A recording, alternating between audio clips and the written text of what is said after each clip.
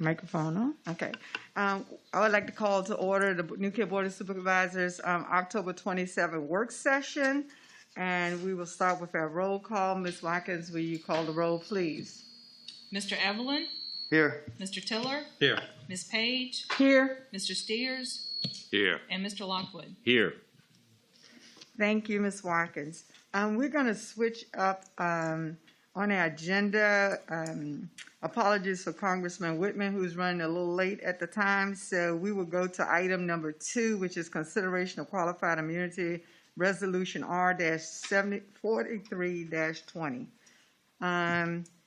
Chief Deputy Lee Bailey, good morning. Good morning.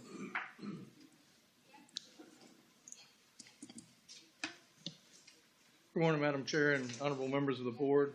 On behalf of Sheriff McLaughlin, who regrets that he cannot attend due to the Virginia Sheriff's Association training, I'm asking the board to support this resolution. The passage of this legislation would be extremely harmful to law enforcement, to the citizens of New Kent and the Commonwealth of Virginia. To remove qualified immunity would jeopardize those in the law enforcement profession, their families, and their communities. Without this protection, every law enforcement officer would instantly become subject to frivolous, vengeful, and harassing lawsuits. These lawsuits will jeopardize the livelihood of the deputy, their financial stability, and their future. There is a cost to all lawsuits: attorney fees, filing fees, time missed from work, public opinion, not to mention the emotional and psychological cost upon the deputy and his or her family. We know that under the qualified immunity, a law officer is not shielded from a suit or prosecution if he or she have violated the standards set for that protection under state and federal statutes. In addition to the cost to the individual, the cost of these frivolous, vengeful, and harassing lawsuits would be burdensome and costly to the County of New Kent and the Commonwealth of Virginia. As they represent the individual and the entity themselves, qualified immunity as currently in place would protect the individual and the entity from these types of suits as long as the courts found that the action of those involved met the requirements set forth in the doctrine. If this is allowed to take place, every law enforcement agency in the Commonwealth will be affected negatively in the areas of retention and selection of qualified candidates. No one wants to serve in a profession where they are subjected to such negative impacts as these frivolous, vengeful, unjustified, and harassing lawsuits will cause. We would ask that you support this resolution. Thank you for your time and support and your service to our county. Thank you, Chief Bailey. From the board, do you have questions regarding this resolution for Chief Bailey or comments? Madam Chair? Yes, Mr. Lockwood. I don't have a question, but I do have a comment. I think it's us that should be thanking you. You guys are the ones protecting our community, and we should be doing everything we possibly can to protect you at the same time. So I wholeheartedly support this resolution. Thank you. Appreciate that, Mr. Lockwood. Mr. Steers. Thank you, Madam Chairman. Also, as a footnote to that is, I would like to say that as long as I serve on this board, that there is no way we would ever consider defunding our Sheriff's Department. Thank you. Thank you, Mr. Steers. Thank you, Supervisor Steers. And just to be clear, this is against frivolous and harassing lawsuits. It's not a resolution saying that if anything is found to be justified, that there won't be a lawsuit or they won't go to court. Absolutely. So just want to make that perfectly clear. If there are no more questions, the chair will entertain a motion.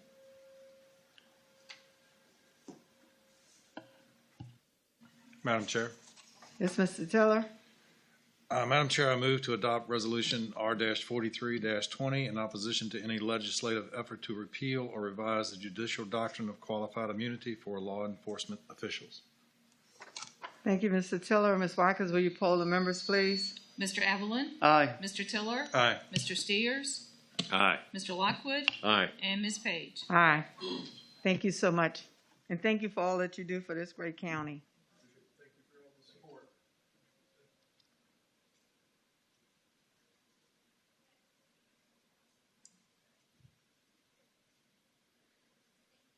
Congressman Whitman has arrived. We're taking it through screening, and we surely don't want Mr. Dame to come first. Good morning, sir. You just feel right free to step right up. We are getting a legislative update with Congressman Rob Whitman.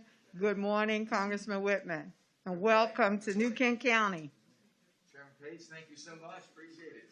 Appreciate the opportunity to be here with you all today and give you an update.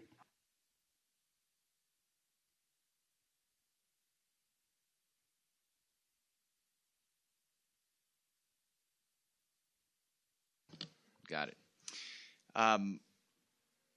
It's an interesting time, as you can imagine, in Washington these days. The question that we get most often from folks is, where are we with the next COVID-19 relief package? There's been a lot of back and forth, a lot of questions about what should be in it.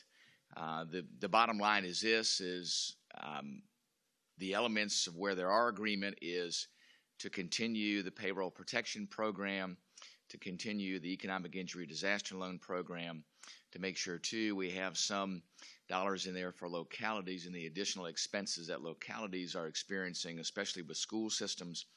So we want to make sure that we are addressing at least those basic elements.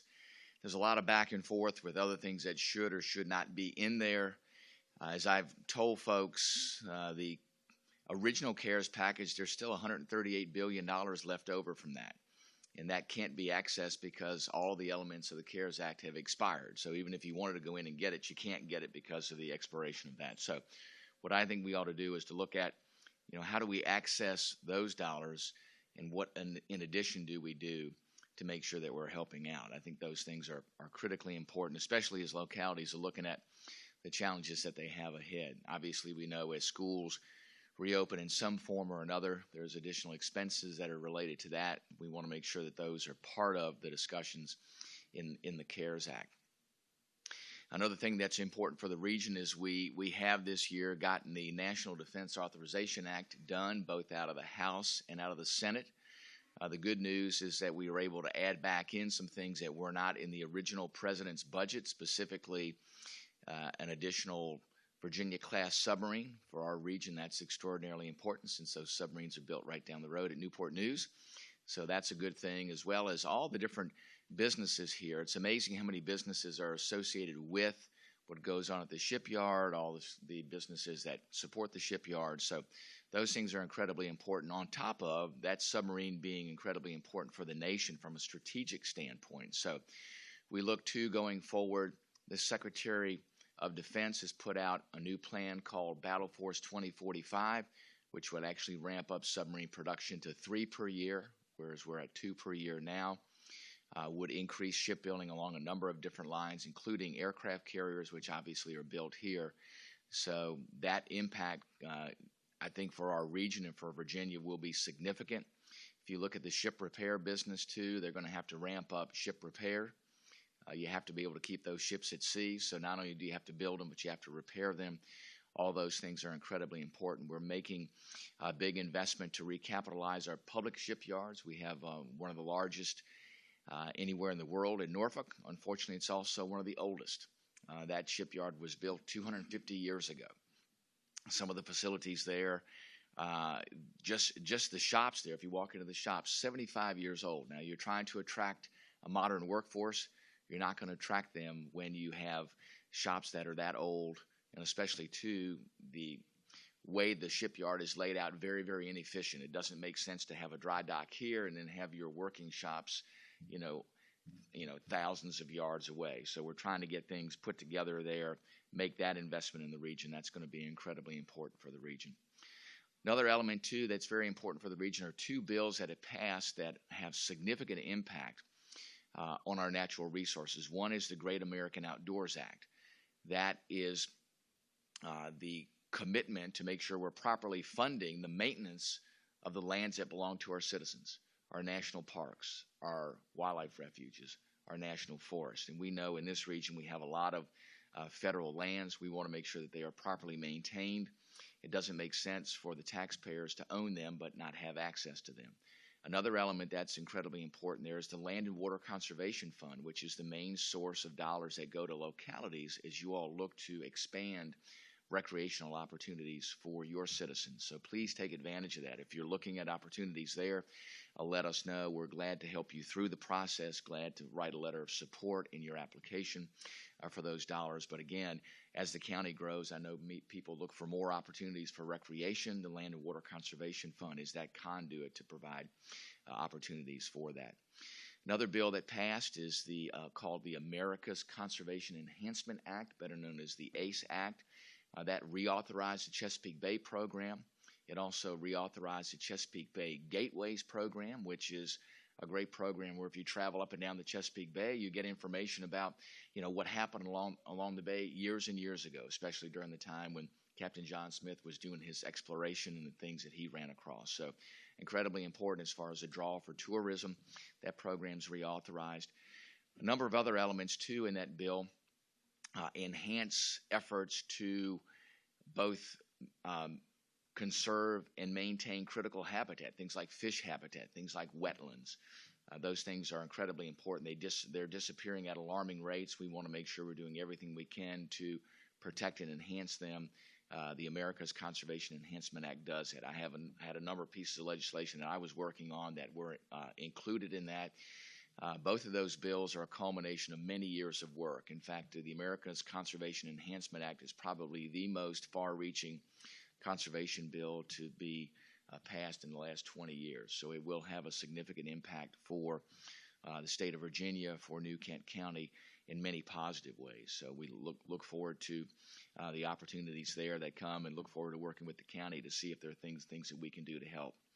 One last element, too, is having to do with federal appropriations. The federal process is a twofold process. At the county level and state level, it's about going through a budget hearing, going through machinations with your budget, and then adopting a budget. At the federal level, there are two steps. One is to adopt a budget, which essentially gives the top line. That is how much will be spent total, and then how much will be spent in 11 different areas of spending. And then the Appropriations Committee goes in and says, okay, now what are we going to do in the details of how we spend within those 11 areas? We, unfortunately, each year don't get our job done on time. In Virginia, you have to get it done on time. It's a constitutional requirement. You all cannot be tardy in adopting a budget. Unfortunately, at the federal level, there's this propensity to kick the can down the road.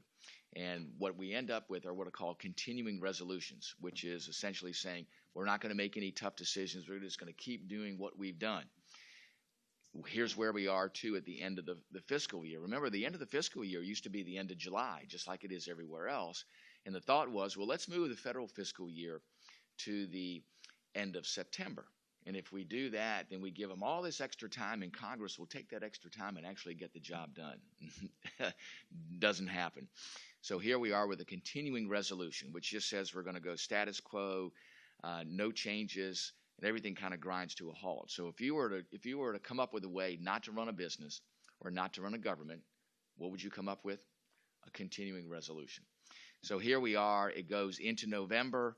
I don't hold out a whole lot of hope for the lame duck Congress, so I suspect what will happen is they'll probably continue with another continuing resolution, which will probably go into sometime in the 117th Congress. So it does have an impact on everything connected to the federal government. It does have an impact on things that come to localities from the federal government. It doesn't necessarily stop them, but it slows them down enough to where it does create hiccups. In fact, it actually wastes money.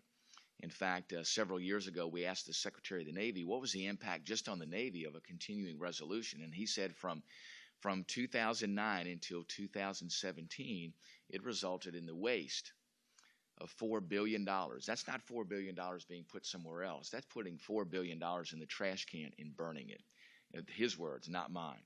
So we have to do a better job of that. We need to follow suit with what counties and states do and our Commonwealth does, and that is get things done on time.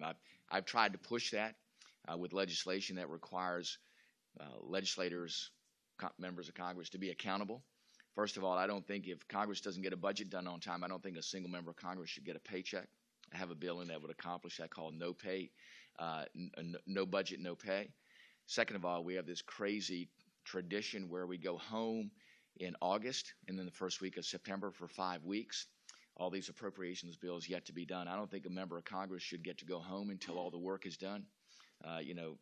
It's pretty simple. Nobody else gets to go home if the work isn't done. Same thing ought to happen in Congress. And then this craziness when we have a shutdown. The craziness of a shutdown is if Congress doesn't do its job, the government shuts down, and then there are essential and non-essential employees. Well, I get asked all the time, why do we have non-essential employees? And we really don't. It's just how they're categorized. And then think about this. Think about how ridiculous this is. The government shuts down because of inaction by Congress. And then we are requiring federal workers to go to work and not get paid. But guess who gets paid for not doing the job? Members of Congress. So I'd say just reverse the tables. If there's a government shutdown, members of Congress don't get paid, and we continue to pay the federal workforce until Congress gets its job done. So anyway, some simple solutions. I wish I could tell you I had a bunch of members of Congress that would jump on and do that. They should, but they haven't. But I appreciate what the county does in setting the example and what the Commonwealth does in setting the example for what should happen in Washington. So, Chairman Page, that's the most recent update from Washington. I'm glad to take your questions, comments, ideas, and concerns. Thank you. Thank you, sir, for your update. Now I ask the board if you have any comments or questions for Congressman Whitman. Madam Chair? Yes, sir. Mr. Lockwood. Thank you, Mr. Whitman, for being here. Supervisor It's a Lockwood, pleasure, and I just want to thank you for the incredible job that you do keeping us informed with your weekly calls, especially during the COVID situation that we're going through, the calls with the health department, schools, FCC, and all that. So it's really been informative and helpful. And I also just want to say that we're getting our stuff together rather quickly here in New Kent, so we'll be hitting you up for some money for broadband soon. Good, so. good. Well, that's great. Well, Let's spend it wisely. I agree. Well, Supervisor Lockwood, let me add one other thing, too. A very exciting thing is going to happen on October 29th, and that is the Federal Communications Commission is going to be auctioning off the 2.5 gigahertz spectrum. They're going to be auctioning it off for entities that want to go in and cover these census blocks or magisterial districts. And there are a lot of companies ready and willing to do that, a lot of last-mile companies that are doing fixed wireless. The neat thing about 2.5 gigahertz is lots of bandwidth, and it will actually help in transmitting through geographical barriers, which used to be trees and elevation. All those things are overcome by 2.5 gigahertz. So we are cautiously optimistic that there'll be a number of bidders for that at the auction. There'll be about $16 billion worth of frequency that'll be going out the door. The good news is those providers will be last mile providers. And we believe in Virginia it could result in another 200,000 connections to broadband here in the Commonwealth. So good things. And then if those frequencies don't get executed, there's going to be another auction of about another $5 billion worth of frequency in the middle portion of next year. So all good things. Thank you.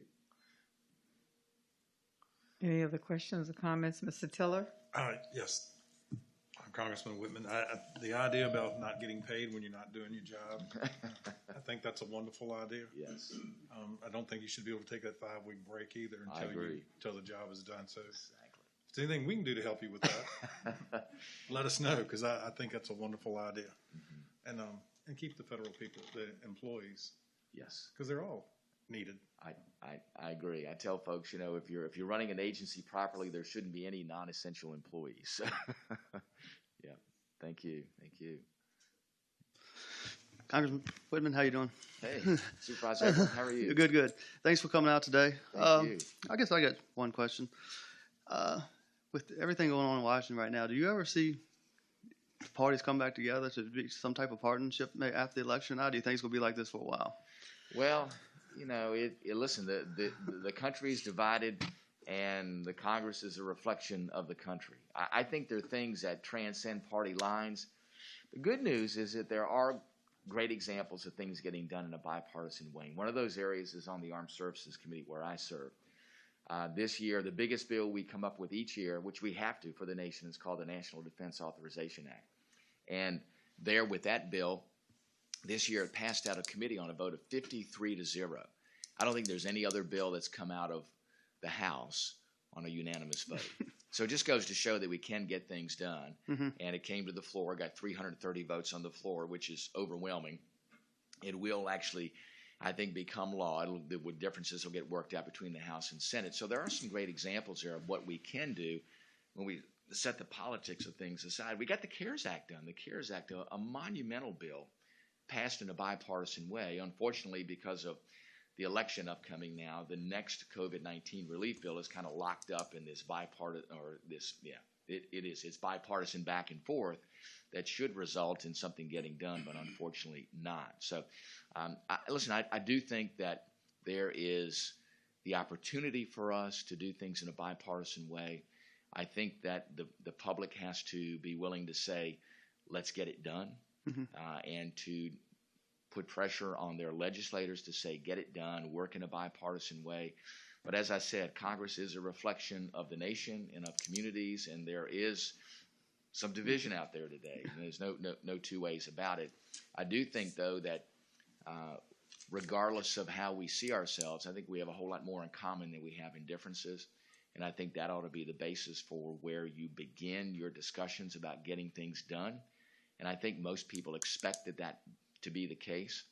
And if we're truly going to get things done for the nation, then we're going to have to do that. I think it's out of necessity. So listen, there are forces on both sides that say, hey, stay here in your little ideological areas and don't move. But compromise is how we get things done. And compromise is how our founding fathers had in mind for our system of government to work. It doesn't work very well if people aren't willing to give a little bit. And when you give a little bit, it's amazing what you can get done. And it's amazing what you can get done too if you don't care who gets the credit for it. Now, Right. that's a little more difficult these days. But I'll close with my comment in a quote from Winston Churchill as he was dealing with the United States during World War II, as he was trying to get the United States to help Great Britain out in World War II. He said this, and he was very frustrated because the U.S. didn't until after Pearl Harbor didn't get engaged in World War II. But he said this, he said, the United States is the greatest nation the world's ever known, and it always does the right thing after it's exhausted every other possibility. And folks, we are very adept at exhausting every other possibility. So. Yes, Mr. Steers. Congressman Whitman, I just want to tell you thanks. Every time I've ever called you, you've always responded. You have a great assistant, Joe Schumacher, who's always responded to our needs. My question is, if any business in the country only had an 18% approval, they would be out of business. Yes. What's wrong with Congress? Well, Congress, I think, just Supervisor Steers just needs to get the job done, and that's the bottom line. I think that's why people look at Congress with a low level of regard. Because they expect us to get things done. There's many times too much noise, too much back and forth about what needs to happen. Just like where we are right now, it's pretty clear you need to continue the payroll protection plan for those businesses that are continuing to struggle. We need to help families that continue to struggle as they're finding their way into the realm of employment. We need to have dollars there to help folks get retrained. I think there's going to be a lot of great job opportunities out there. But a lot of people are going to have to change direction in where they are currently in their job realm. How do we do that? We help them get retrained. I think there's going to be a bigger change in the workforce in the next 18 months than we've seen in the past 10 years. We want to make sure people are ready for that. I think there's a lot of potential out there, but again, the only way you get things done is just as you all are required to do. I mean, at the end of the day, you have to get things done. You can have political differences, you can have ideological differences, but the people in New Kent County expect you to get something done. And that expectation and performance requirement needs to occur not just here in New Kent County on the board, but needs to occur in our state legislature. It needs to occur in Washington. And listen, our system can work and does work, but it takes effort. And it takes the ability for folks to kind of look past their differences and say, okay, let's at least do the things that we agree upon. And listen, you all do that each and every day. Right. So we could take a lesson well learned from what happens in New Kent. So, Thank you, sir. We appreciate you. Thank you. Thank you, Supervisor Steers. I just have one comment, not Yes. really a question, on the CARES Act, being a small business owner. Yes. That, with over 100+ employees, that really, I didn't have to let any employees go. We were able to keep them going out, and that really helped out a lot, getting that money.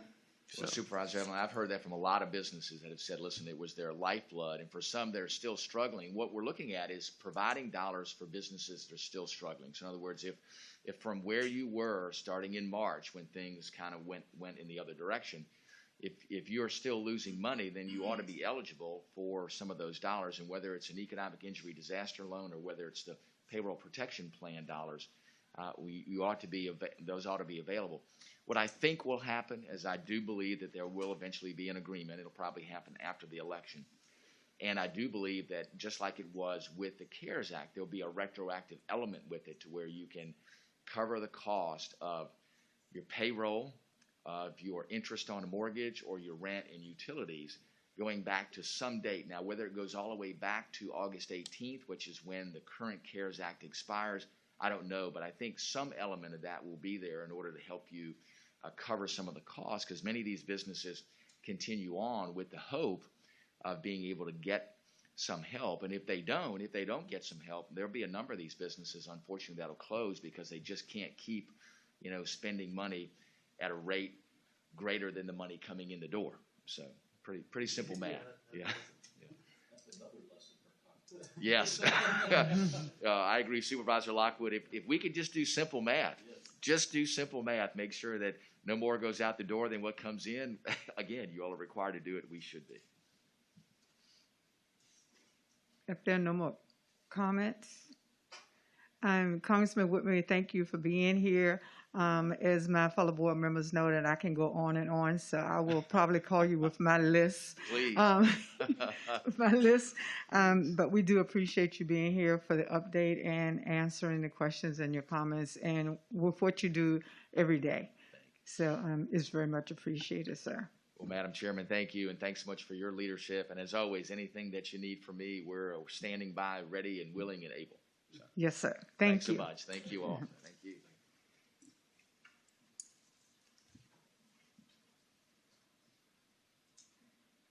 All right. As we enter into item number 3, approval of on-call engineering services contracts for public utilities, and we have the Assistant Director, Mike Lang. Good morning, sir. Good morning. Thank you for your time this morning.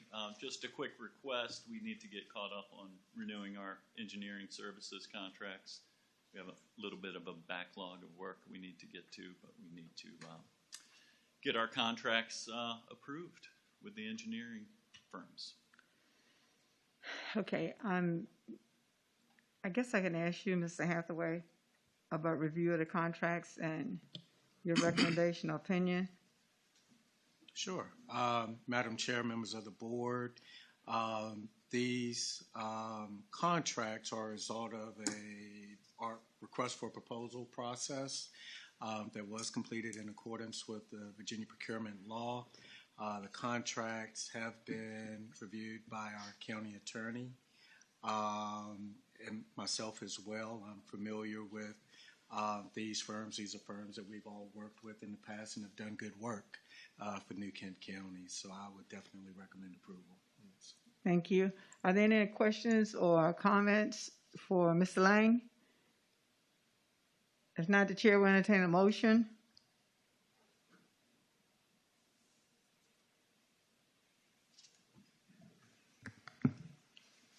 Madam Chair, Yes, Mr. Evelyn? I move to authorize the county administrator to sign the on-call engineering agreements for the Department of Public Utilities.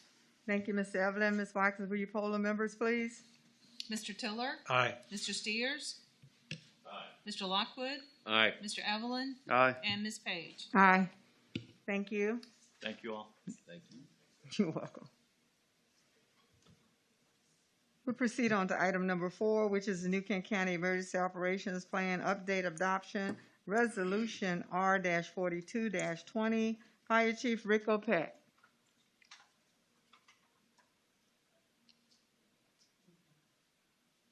Good morning. Good morning, Madam Chair, members of the board. As you know, last month we came to the board with the edits to the current emergency operations plan that you all approved. And this is just the resolution needed per the Code of Virginia. So to put that into our ordinance. Thank you. Are there any questions or comments for Fire Chief? If not, the chair will entertain a motion.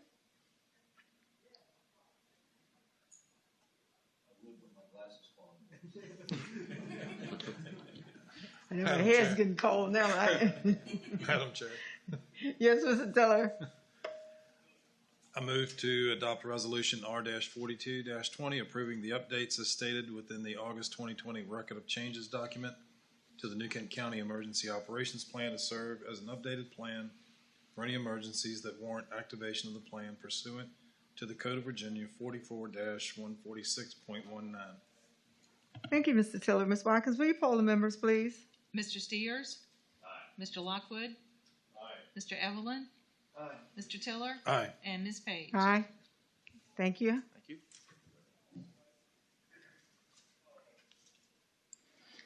Item number 5, discussion of the Richmond Regional Transportation Planning Organization Bannery Adjustment. Ms. Kelly LeDuc, our Planning Director. Good morning. Good morning. You guys are rolling right along. Yes, ma'am. This is how we do it, Congressman Whitman. All right. Oh, shoot.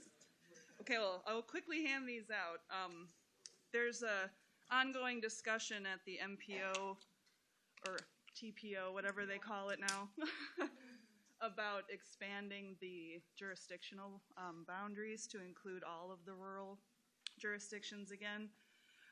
The easiest way to start the conversation, I guess, is to look at one of the slides in this handout. It shows the current layout of the region and which areas are included in the MPO and which aren't. It's on page 24. Thanks, Ronnie.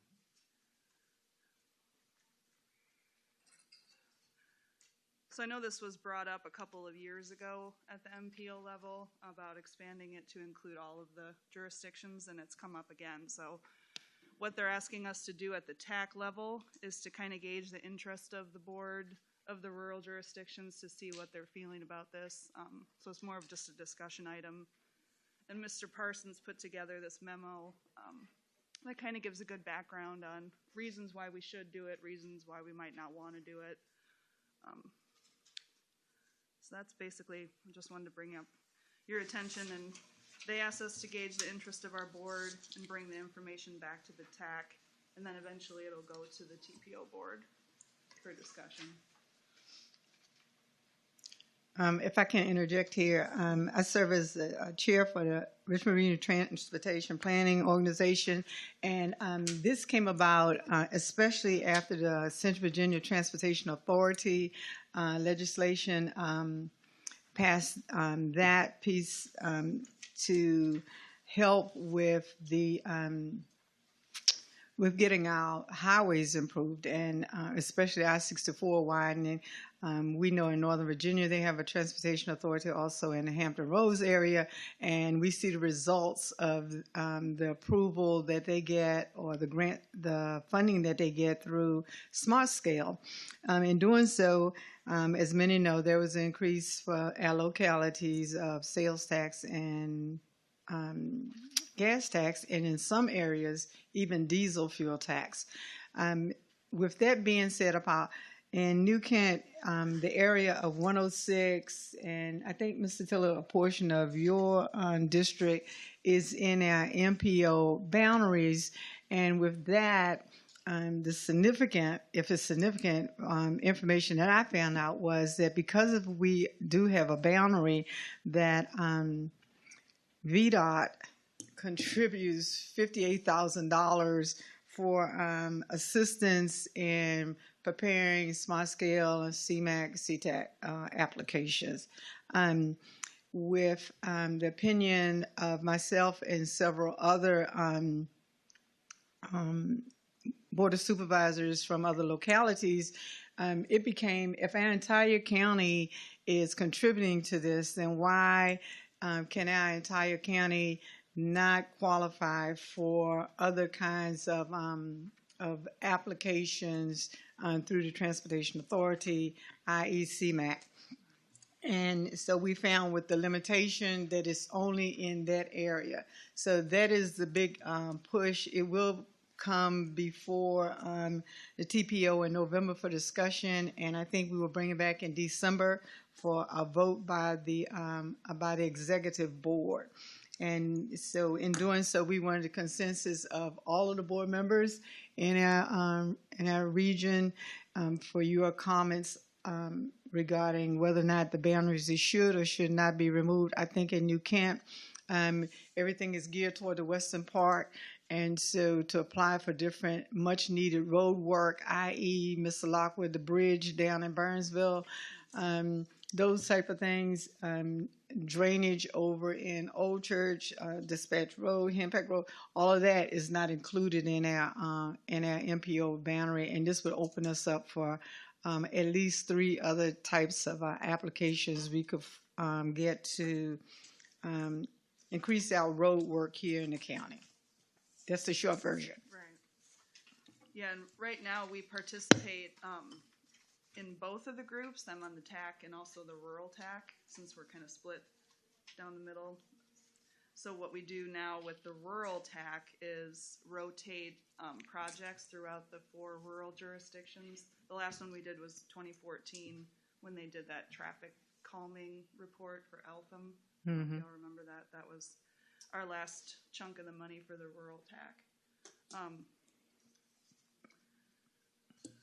There's pros and cons to it.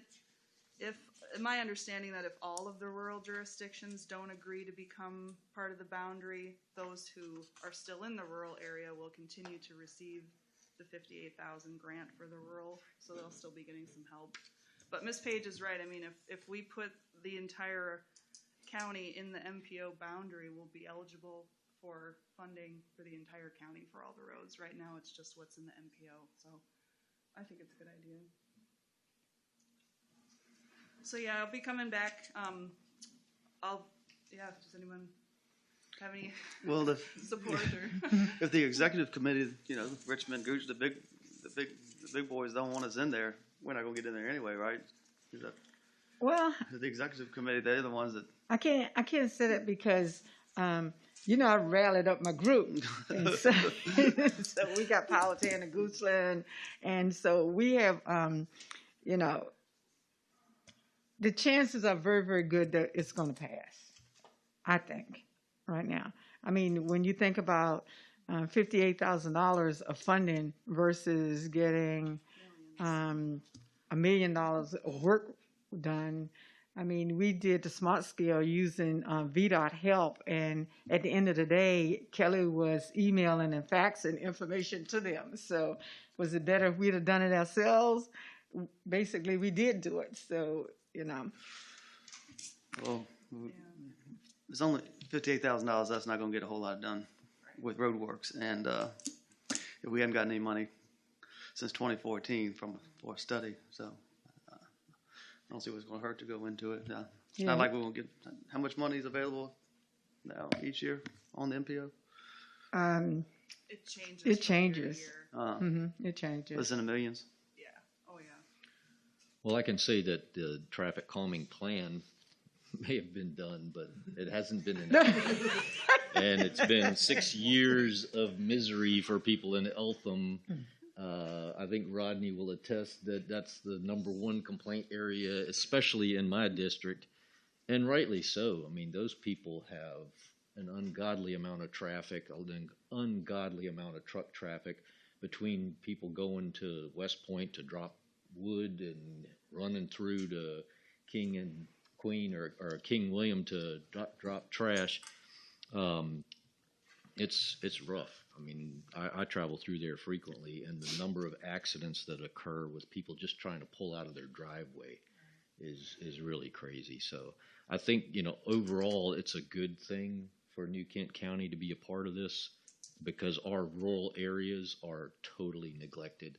when it comes to road maintenance and improvements.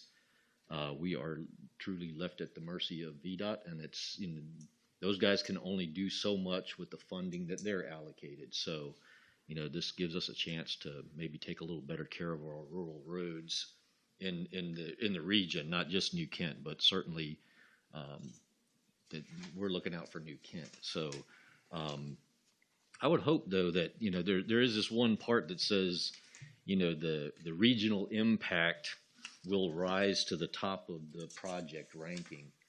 And that makes sense, but I hope that there would also be some understanding that because the rural roads have been neglected for so long, that there needs to be a certain allocation for things that need to be done. They may not impact the region, but they certainly impact the people that contribute to the region. And I hope that they would, you know, have a set aside for a certain amount of road maintenance and improvement for the rural areas, that it is substantial, because it's been neglected for a long time. Thank you. Any other questions, discussions? And on the VDOT note, I did contact Marshall Wynn. They will be here for our November meeting in person. So, well, thank you, Kelly, so much. Thank you all.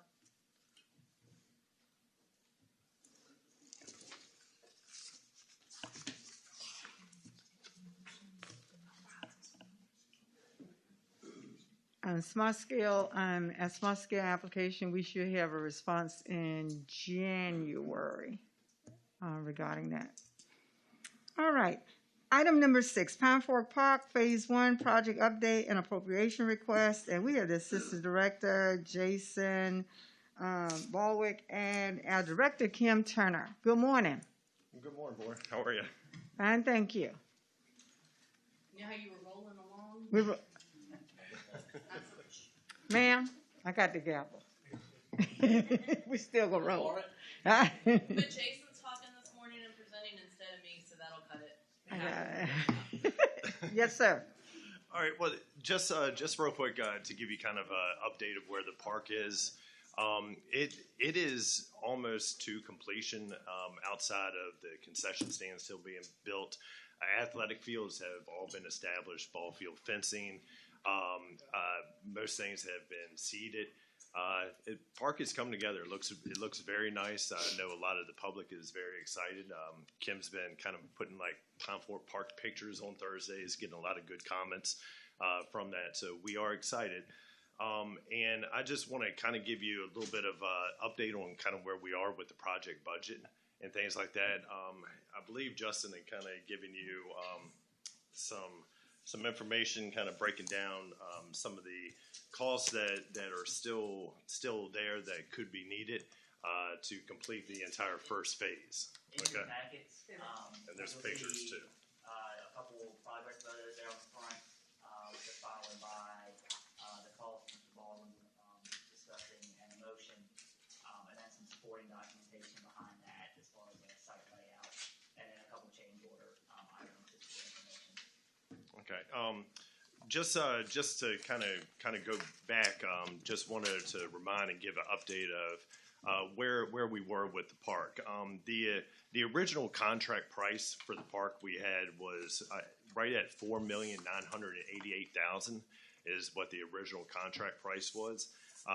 We were tasked and we worked with Bruce Howard Contracting to have some price reductions that included parking lot light elimination, ball field elimination, some miscellaneous items such as benches, tables, shade structures. The entire fishing pond, we basically reduced the size of the stormwater pond for the site, and then along with getting credits for the payment bonds. So it brought down the revised contract price down to $4,121,000 is what the final contract price was. Some of the items that have already occurred and that are needed is we have seen that we have additional design and special inspection services that are needed. Some of it is stormwater management redesign, and then also DEQ corrective action that we had to do for restoration. Other things when it comes to safety, the playground is currently installed at the site. Just want to remind you that we did receive a grant of about $150,000 for a matching grant on that playground. But some of the things that were not included in there was the border around the playground, which holds playground mulch, which is needed. That's a safety thing to have a playground. And then also looking at putting a fence around it to kind of keep the children safe from any type of traffic and vehicles moving where the parking is. Currently, just some things that were seeing during the progress of the park being built that we knew that we would need for maintenance. A couple of it was we didn't have gates on the outfield fence, so we went ahead and put outfield fencing and gates on the ball fields. There was some drainage issues at the concession stand area. We had to go ahead and do concession stand drainage improvements. And then also the final grading at the concession stand needed to be redone to bring the grade back so that it would basically work with the current drainage that the sidewalks and all the surfacing needed. Additional things that were already were needed was during the first week of the irrigation on the athletic fields, we needed a generator because we did not have Dominion Power there yet, so there was a generator cost for the first week to run the well. Also, we have already went and changed from the entire walking trail system that was there. It originally was going to be mulch. We started really looking at what the maintenance and things like that. So we actually went ahead and changed that to an aggregate surfacing, basically like a stone surfacing. But still started seeing some drainage issues and washout areas that were on the walking trail. So partial parts of the trail have been paved to reduce the ongoing maintenance for that.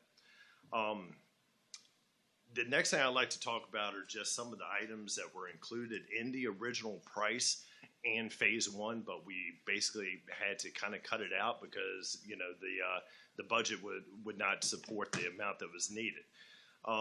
One, we still do not have any type of maintenance building there on site.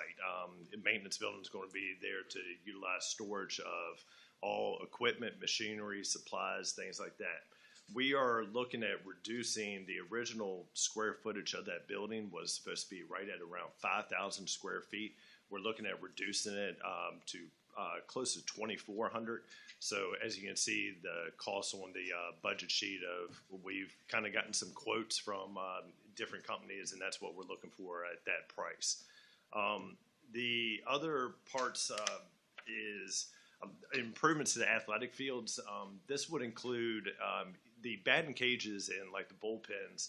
They're all concrete, and we did that so that it would reduce the maintenance costs on those, whether it's having to constantly spray pesticides to keep weeds down, cutting grass, things like that. But inside those are still needed is a type of artificial turf. There's things called L screens that are used for coaches that pitch to the kids for safety purposes, and then also the portable pitching mounds and home plates that would be needed. So that's another cost to make the park operational and ready to go as soon as the public reaches it. We have the concession stand that's there, but we do not have anything that's right now budgeted to put in the concession stand. Some of those items would include commercial grade refrigerators, drink refrigerators, ice machine,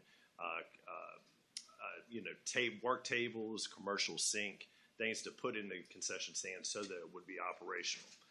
We also have currently the dog park is fenced in, but we are still looking at trying to put different types of amenities in the dog park, which would include various obstacles, drinking fountains, and different types of dog park equipment. We also are bringing in, we've worked with Cox Internet to try to bring internet into the facility.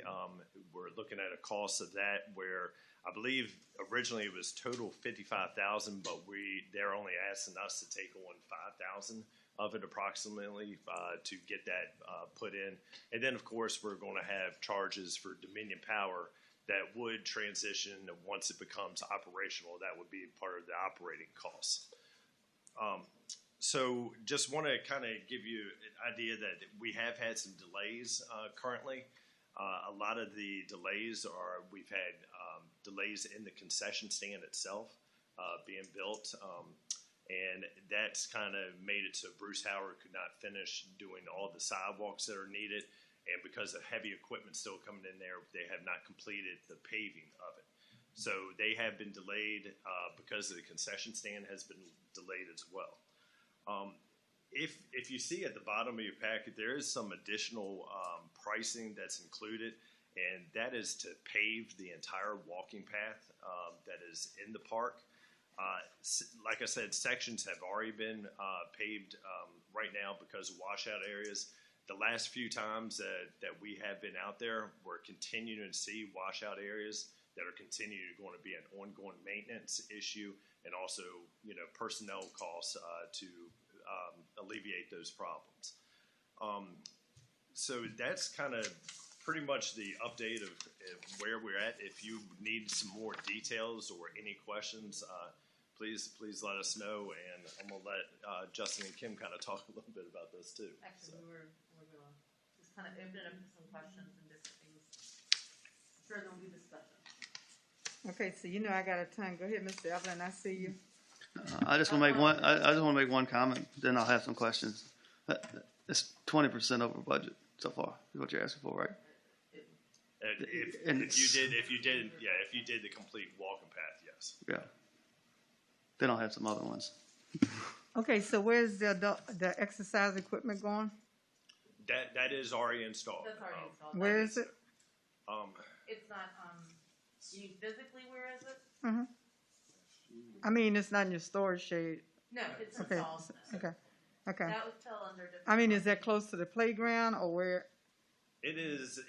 If you look at the picture that has all the ball fields right Mm-hmm. here, there's kind of all the way towards the back, back here. That's where it's installed right now. Okay, and where would the phase 2 for the field house, where would that go? The field house is planned between that football field and the front soccer field. Okay, I think the field house is phase 3, correct? Yes, yeah, phase Okay. 3. I'm sorry. cool, Yes. no problem. And so on this list, what's a want and what's a need? I was gonna say and I'll let Jason and Justin comment to this. Some of the things are definitely needs to open the park. We're gonna have to continue, if you're looking at your budget sheet, design services and special inspections. We're currently, the county is reviewing the contracts that we have to make sure that those have been fulfilled, but with additional work that has to be done, some of those prices do increase. And a reminder on when we set the first budget, the contingency that we had really set aside for that has since gone to cover some different contracted services for the county on that. So, and then the stormwater, the number 2 pretty much needs to be on there. Actually, a lot of it does, and one of the things we're running into when we brought the first number, we were hoping we could stay in that $4 million. But some of the areas we were hoping to have fundraising for and different things like that for, we're struggling to get people to support things now. We've got some different funding. We've been able to do that, some donations, but some of these large ticket items, you can't get people to donate money for corrective action plans and different things like that. But do you want us to go through each one of those things? No? I just, Go ahead, Madam Mr. Chair, Evelyn. a lot of this looks like engineering and surveying screw up. Just put it nicely. So, you're looking at just that one line item right there. It's over $300,000, 1 and 2, and that's surveying, engineering. Somebody needs to be held accountable. I mean, they didn't design the site right that we paid for. As Ms. Turner said, we are reviewing those contracts, to make sure they've been fulfilled to this point. If there is some question, like you pointed out, a lot of this is remediation and restoration because of impacts. Whether those impacts were from surveying or engineering is yet to be determined, but we are going through those steps and we will do that accordingly. Have you looked at it? I have not, but I agree we should definitely look at that. I agree with. I mean, somebody needs to be held accountable. This is a lot of money for. We pay for sloppy work is what it looks like to be. Absolutely. That's correct. With this, we need to keep the project moving. We can hash out the fulfillment of contracts after, but to keep the contractor moving and the park progressing, these things have to happen so we can remain in compliance with regulations. The first line item is, I guess, with that fund, you got to keep that. We got to keep paying for the. I was gonna say the longer, if we don't keep it going. So we're going to pay these engineer and surveyors to keep going. And hope we get our money back. We have invoices in place that are on hold right now, but that covers all of us. We have special inspections for the building. We have alpha project coordination, ecosystem with some of the wetland restoration and septic. So it covers everything. The ones that are questionable, we are holding and reviewing. Like you said, fix that. I'm sorry, Ms. Lockman. No, go ahead. I just concur with you. If we've got design problems, we know we have design problems. That's why we're looking at $300,000 in repairs. Why would we be paying invoices to engineering firms that gave us poor advice to begin with, or? I was gonna say, some of the design services are the ones that we pay to fix some of the things, like our ecosystems. They're, how would you describe them? They're coming in and they're preparing and reviewing some of these things. They're not the actual group that designed it, though. So Some of it's third-party reviews and checks on the original items. do we have any idea what we plan on recouping at this point? No. We have to go through these and really figure out where the breakdown was and whose responsibility and where it fell through that. Until we do, we can't really categorize those funds and what we would recoup. And how much confidence do we have in the people that screwed up in the first place to fix it? I'm sorry, I don't mean to be blunt, but it's kind of like. I can answer that. None. I'll entertain a motion on that. There are licensed designer, they are licensed by the state, so we're relying heavily on their expertise at this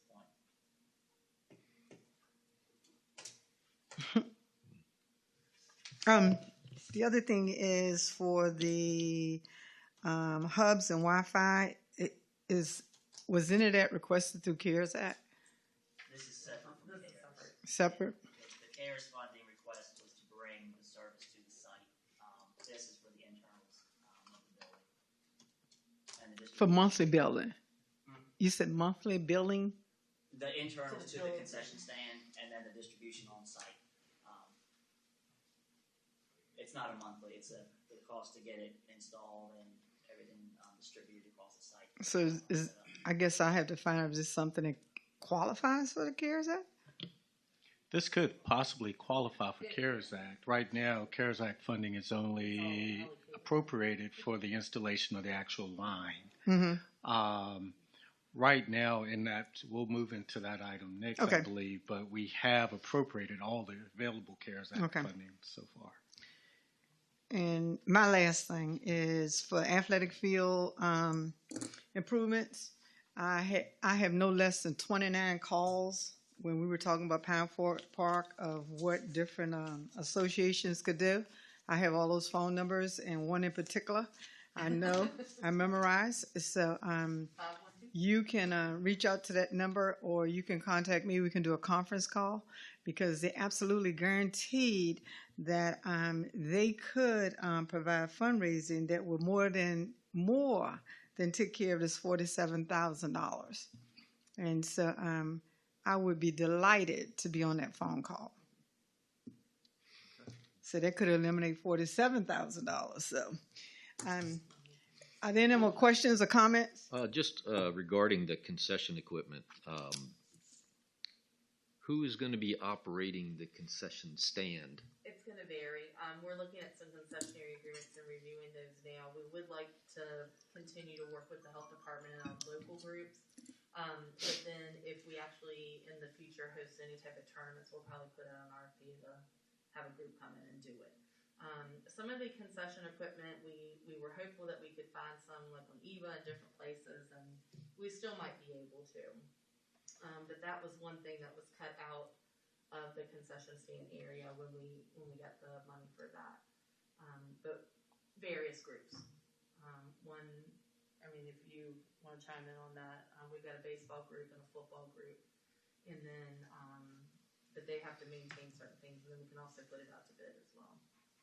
Yeah, What you see, there's a lot of different options. I mean, just a couple options would be a yearly fee that they pay to the county to use that, or a percentage off of their sales, just a way for the county to recoup some. So you would have like a caterer or somebody operating it as a concession stand. It could be the youth, it could be the youth baseball, but some places do send it out on a yearly bid where you might have a caterer that some places comes have in. like Subway that comes in and does, we wouldn't have that, but that's an example of, it could be a local caterer who came in and ran it. Because my experience is if you provide it, you're responsible for it. Versus a lot of, in a restaurant, a Subway or whatever, they get the space and you provide that, and they provide their own equipment, so that we're not responsible when their ice machine breaks down or their dish machine backs up or whatever the case may be. So if you're considering renting the space out to somebody, I would say leave it empty, provide the necessary things, and let them provide their own equipment. If you provide it, you're responsible for it. Yeah, you do have some, like if they pick, Pepsi as the product, they'll provide the refrigeration for it, that kind of thing. So some of those things would come with the different groups, and we just have to work with the groups on the basic things we'd want to have there that we could fit. But yes, thank you. Thank you. Can I ask a question too? Sure, Mr. Steers. The number 7, the improvements on the dog park, $15,000 for a water fountain. I've never seen a dog drink out of a water fountain. What? Can you explain that? I did not want to say that. Well, I saw your face when you did that. The water fountain itself isn't $15,000, but there's certain amenities that do go with the park. It's a fountain, and the fountain itself isn't $15,000. That's the other agility equipment. Well, what's the other equipment? Like agility equipment, if people are training dogs or doing those types of things. We are working with some Boy Scouts right now on their Eagle projects to get some things installed there. When you say needs and wants, that's a want. That's about the only one. I put want beside it when yeah. And that's just a request of surveys that we've done. I know our board has been challenged with the dog park issue, but there are a handful of people in this community that are already trying to use it without us even being open, that are there. But that's a one, and there may be, some user groups and different things that we can reach out to. We've reached out to a few of them, so the people who are really invested in that can invest in that project. So.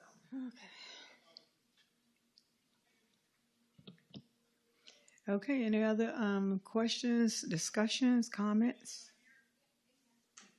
All right. Madam Chair? Yes, sir.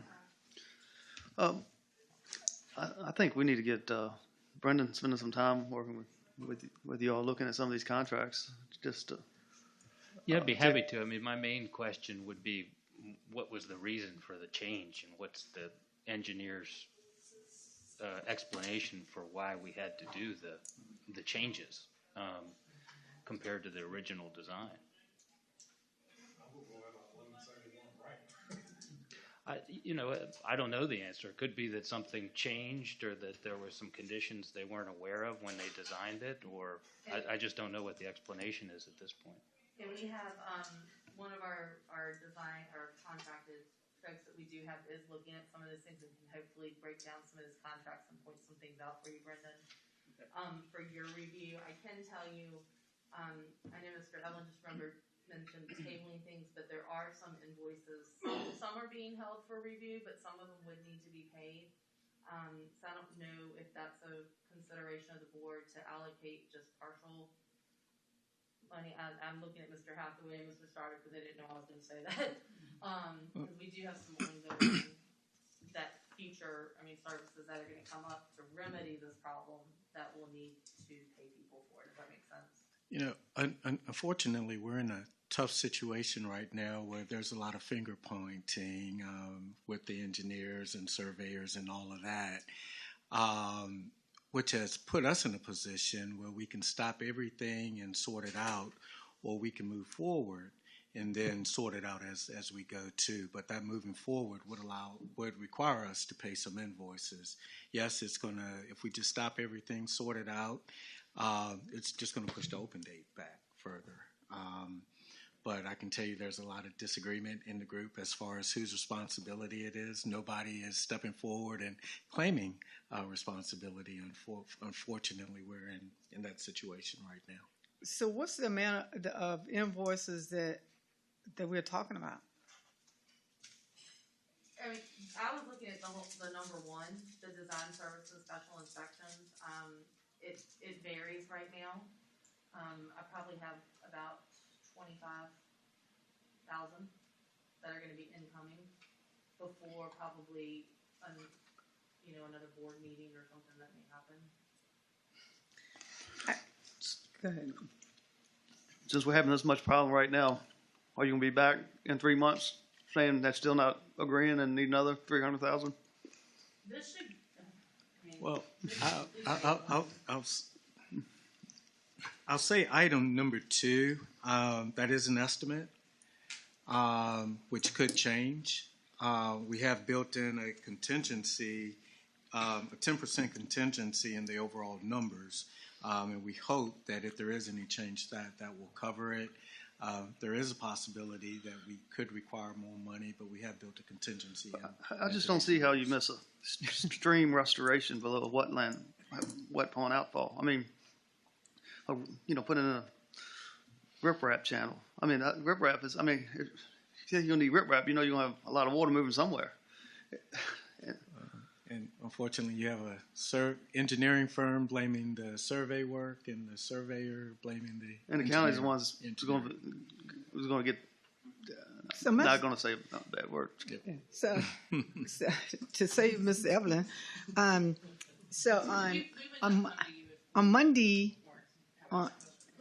if we could get with our county attorney, he's here on Mondays. If we could get with him Monday, probably, and just give him, he needs a briefing and an update. I don't care about, please don't let me say I don't care. The opening date is not as important to me as the amount of money that we're putting forth, and then a continuing request. Everybody knows how I feel about doing things on budget, and about vision doing projects. And so I think that if you get together with the county attorney, update him on what's going on, try to figure it out, and then we have come back in November maybe for our board meeting. What are you thinking? Yeah, that's fine. I'd be glad to sit down whenever and we can discuss this. I mean, one of the questions is also whether this was more of a redesign that was an error, or whether this was something that was missed, and it's just something we would have, if they didn't catch it, so we didn't know we would have to have that cost in the first place, but they should have caught it, but it was a cost we were going to have no matter what. So I don't know the answer to that, but But I do think we need to allocate some money because you don't want to have Yeah, I think so. Bruce Howard remobilization.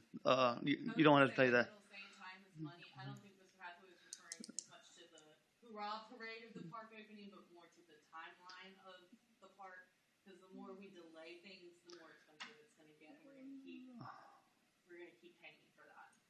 And we've got to finish it. I mean, it's a project we need to finish, and we can absolutely get with our contractor who's helping us with things, review that, and kind of break things down for Brendan and get those to him, and we can discuss some of the accountability issues that you were referring to. But some of the funds would, we have tried to save where we can. We've gotten some credits, we've cut, we've done things. And honestly, like I was just saying to Mr. Evelyn, we wouldn't come to you if we didn't need your direction on this. Should we ask those people involved to come to our next meeting?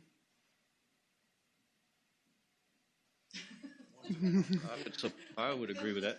How much, our next meeting is November 12th. I mean, how much do you need to appropriate now to carry you, to keep the project going? Absolutely. But, not get, further behind with the project, but to keep it going until we get some Actively already involved. things that we're actively do you have involved in, invoices invoices that that are are due? standing and that you anticipate between now and then. Do you have a total amount of invoices due or overdue at this point? Not overdue because I've contacted them. They're not fiscal year 20, just to let Rebecca know back there. So we can't approve the money if we don't know how much you want.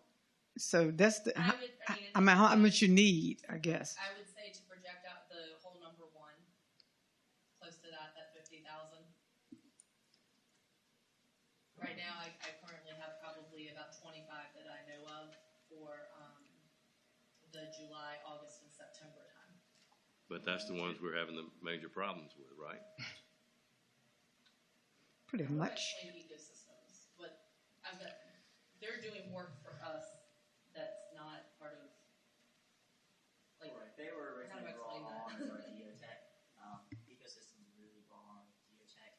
And as we've encountered these issues on site with the corrective action plans, they specialize in wetland restoration, stream restoration. They've been doing some of those projects that Silver Corps doesn't have in-house capabilities to do.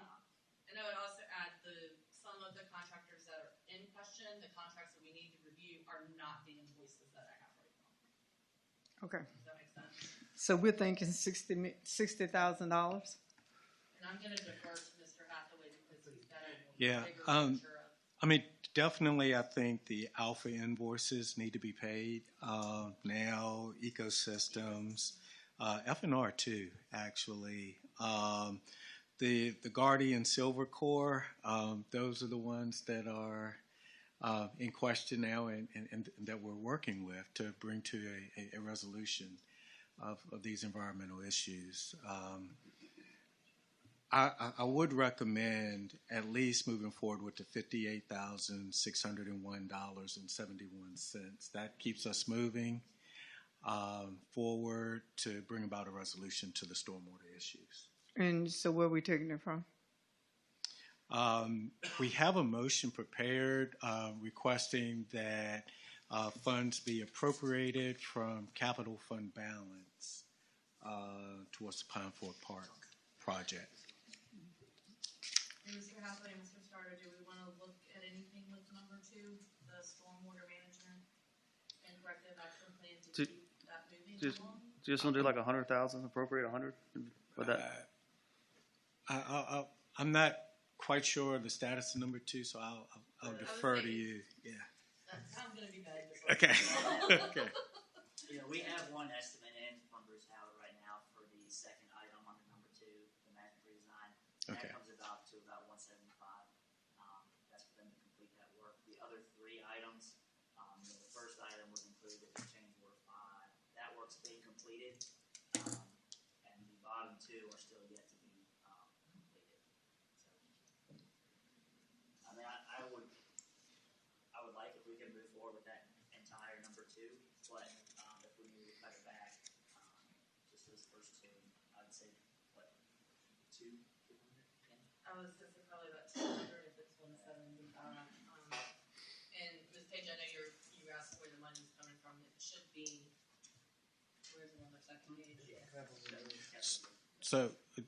So what we're requesting for right now is items 1 and 2 to fund that. Item 2, as it states in the header, is a DEQ corrective action. So if it's not addressed, I mean, there could be additional costs from the state involved with that. So that is something we want to Madam Chair, address. I mean, somebody, they need to come in front of this board or subcommittee of this board. I mean, after we appropriate this money and get some answers. Bruce, Howard, have them all sitting around the table. I mean, they're all pointing fingers at each other, but at the end of the day, you know who's getting the finger where? The county. Absolutely. So that's where the finger's going to end up. So if we agree to pay them, I think they need to agree to have some type of meeting with some subcommittee or member of the board.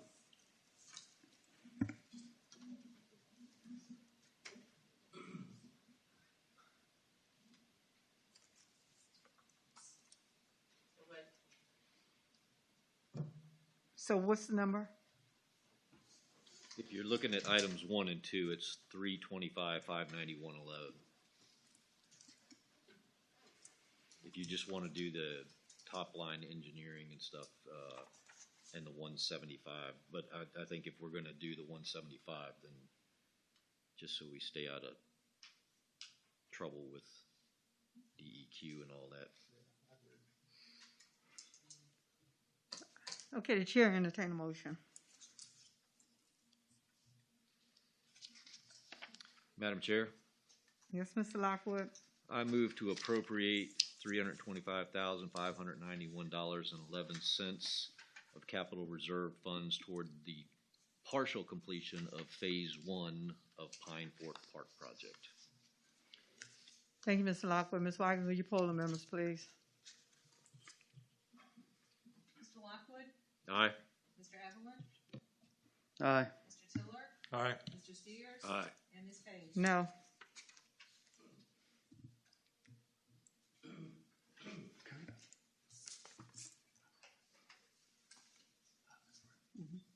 Okay.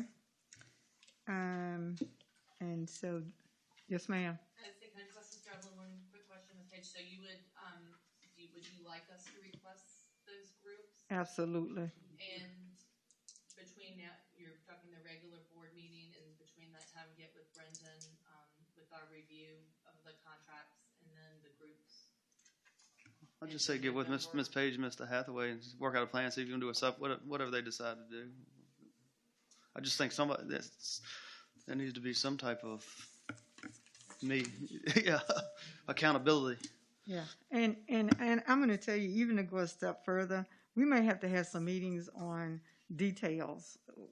We need to brainstorm. Is there anything that, when you look at this list and you look at the picture of what we want this park to look like or function like, then, i.e., the discussion of the concession stand, who's going to run it?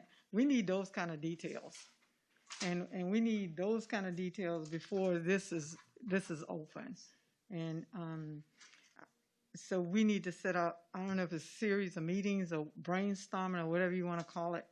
I know that Parks and Rec has a board. I don't know if you want to give it your board members to do it, but absolutely, we cannot continue to come back and forth, and we got to always remember that however number of taxpayers for this park, we have a number that could care less about a park. And so we have to be good stewards of all our taxpayers. I do thank you all for all the energy. I know you've been working on it for years and years, but absolutely, this is so discouraging to me. Thank you so much. Thank you. And the chair will now ask for a recess of 5 minutes. Thank you.